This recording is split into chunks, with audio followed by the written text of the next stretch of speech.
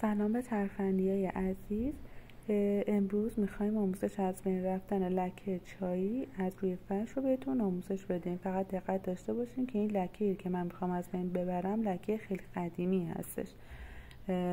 حالا این لکه میتونه روی فرش دستباف یا ماشینی هم باشه، فرقی نداره.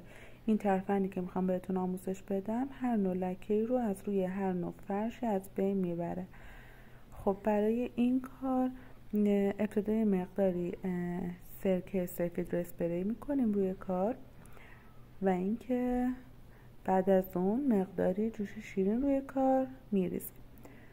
ببینید دقت داشته باشید بین 5 تا 10 دقیقه جوش شیرین باید بمونه روی فرش تا این واکنش نشون بده.